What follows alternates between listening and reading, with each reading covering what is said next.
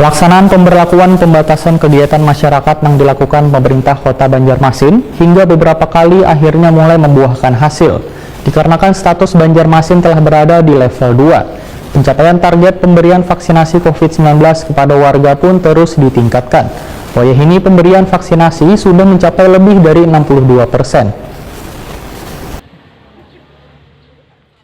Pelaksanaan pemberlakuan pembatasan kegiatan masyarakat yang dilakukan pemerintah Kota Banjarmasin hingga beberapa kali akhirnya mulai membuahkan hasil. Dikarenakan status Banjarmasin dalam telah berada di level 2, pencapaian target pemberian vaksinasi COVID-19 kepada warga pun terus ditingkatkan demi menjaga kekebalan tubuh dari penyebaran COVID-19. Demikian dipadahkan Wakil Wali Kota Banjarmasin Arifin Nur wayah ditakuni Prima TV jelang tengah hari Rabu 3 November 2021.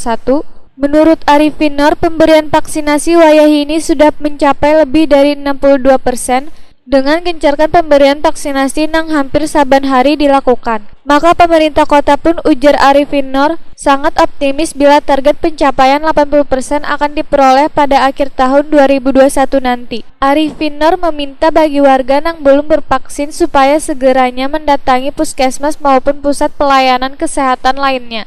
Arifin Nur menyatakan, warga harus bisa memanfaatkan kesempatan kegiatan vaksinasi massal ini agar memiliki kekebalan tubuh yang terhindar dari penularan virus. Update ada dashboardnya ya kan. Nah itu begitu selesai puskesmas hari ini langsung ke sistem. Nah itu memang kita mudah-mudahan artinya tidak ada gangguan internet, tidak ada gangguan, tentu akan langsung bisa sampai ke pusat data tersebut sehingga bisa dicatat oleh Kementerian Kesehatan. Dan itu bisa dijadikan evaluasi untuk menentukan bahwa Banjarmasin dan kabupaten kota lainnya bisa untuk menentukan level berapa sudah ini. Nah, apalagi kalau kita sudah, bor kita sudah apa Pak Mahali bor? Ya, bor kita level 1. Nah, level 1 bor kita. Jadi dia sudah yang dirawat di rumah sakit dengan bed yang tersedia sudah sedikit sekali gitu ya. Di bawah 10 orang ya.